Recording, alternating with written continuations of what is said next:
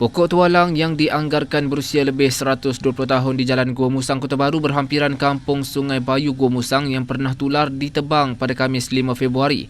Pokok dianggarkan setinggi kira-kira 60 meter itu sebelum ini tular apabila pengguna mendakwa berlaku beberapa kes kemalangan maut berdekatan kawasan pokok itu.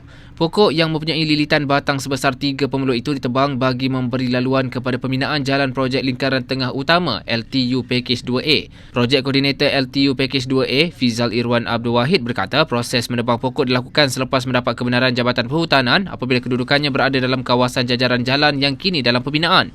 Beliau berkata pihaknya mengambil masa hampir 3 jam untuk menebang pokok itu membabitkan 40 petugas yang mengawal selia sepanjang operasi berlangsung. Katanya pokok itu ditebang selepas hampir 3 jam operasi dilakukan. Langkah keselamatan rapi dilaksanakan sepanjang proses itu memandangkan saiz pokok yang besar memberi risiko kepada pekerja dan pengguna jalan di kawasan sekitar. Beliau berkata demikian ketika ditemui di lokasi penebangan pokok di Kampung Sungai Bayu. Bagaimanapun, Pengerusi Jawatan Kuasa Pembangunan dan Keselamatan Kampung Persekutuan Mukim Relai Utara, Muhammad Sofian Cik Seman terkilan apabila pokok tualang yang menjadi mercu tanda Kampung Sungai Bayu sejak beratus tahun lalu ditebang. Namun penduduk di kampung itu memahami pokok berkenaan perlu ditebang bagi memberi laluan pembinaan LTU bagi manfaat lebih ramai pengguna jalan raya.